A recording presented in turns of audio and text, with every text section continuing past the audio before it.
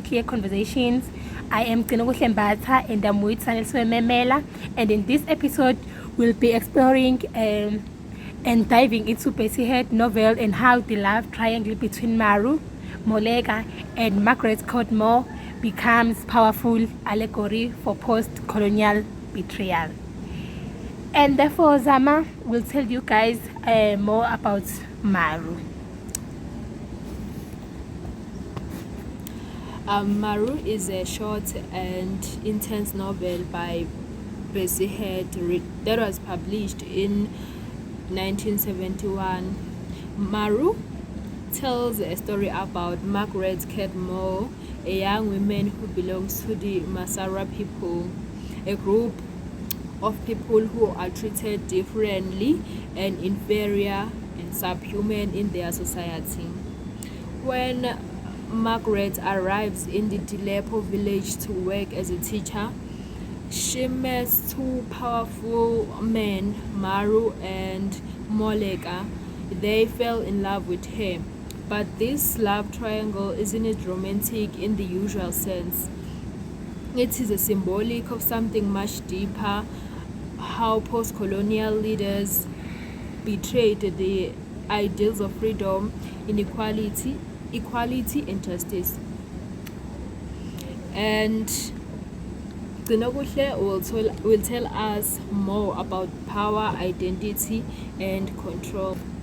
And guys, I will talk about the love triangle as an allegory, whereby we see Moleka when he's a warm, passionate, popular, and he is initially seems to defend Margaret and shows interest in her, but when he discovered she's Masara, he pulls away.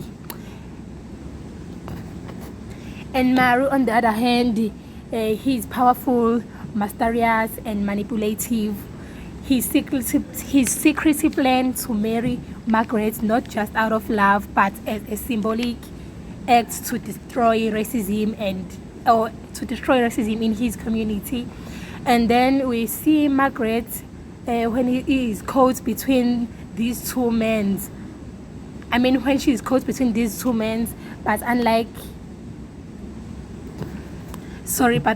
the typical romantic heroine, she remains mostly silent, quietly observing and expressing herself through her art.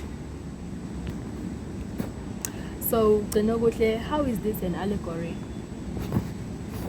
Oh, Zama, what I've just explained, it reflects how post-colonial African nations, after gaining independence, often betrayed the very people they promised to liberate, especially women, the poor and marginalized ethnic groups like the Masara.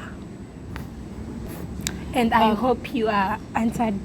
Yes, thank you. So, can you tell us more about race, gender, and marginality? Okay, speaking of race, gender, and marginality, there's this quote which Comes from the novel. yes, it comes from the novel. It says she was not a human being, she was a Masara. Oh, of which means Masara people were seen different because of their. Yes, they were dehumanized. Oh. Speaking of dehumanization, this quote shows us the brutal racism Margaret faces. She is a trained teacher, intelligent, skilled, and composed yet people reduce her to her ethnicity. Even Moleka, who seems kind, he abandons her. Once he learns her background, this is clear betrayal of anti-racist ideals. Moleka abandoned her because of where she comes from. And who she was, yes. Oh, okay, cool. Continue. So in this way, Margaret represents the marginalized citizen in a new nation. People talk about freedom, but discrimination continues, just with new faces and new rules. I think this thing that I've just explained, somehow it relates with the notion who holds power. Yeah. Speaking of power, I have something to say about Maru's actions that can be seen as a metaphor for power in post-colonial leadership. Maru wants to marry Margaret not just because he loves her, but to prove a point. He sees her as a tool for his vision of a new society. This brings us to the theme of control. Maru doesn't ask Margaret what she wants, he just decides for her. Molega doesn't fight for her either. He's all emotional and no courage. In the end, both men are flawed symbols of leadership. Molega represents the emotional revolutionary who talks about change, Yes. but backs off when it gets hard. Maru is the calculating leader who uses people, even those he loves, for political goals. I can say that Molega is the coward because every time when it gets hard, he just backs off. Yes. So Zama, please briefly demonstrate about artistic resistance and silence. To answer your question about Margaret's silence, she rarely speaks, but this doesn't mean she's weak. Her silence is resistant. She refuses to explain herself, to beg for to answer your question about Margaret's silence, she rarely speaks, but this doesn't mean she's weak. Her silence is resistant. She refuses to explain herself, to beg for approval. In literature, this is called subversive silence. Yes. Using quietness as a weapon. She also draws. Her art becomes her voice. Through her drawings, she expresses pain, dignity, and her right to be seen as a human. This is an example of symbolism, art standing for her voice.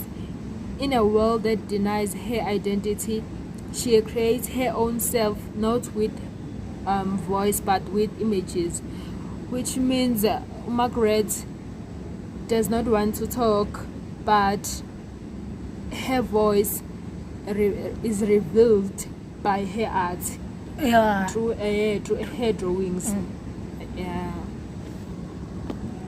Gcinokuhle have already talked about love triangle, but she hasn't talked about betrayal. So can you tell us who betrayed home in the novel?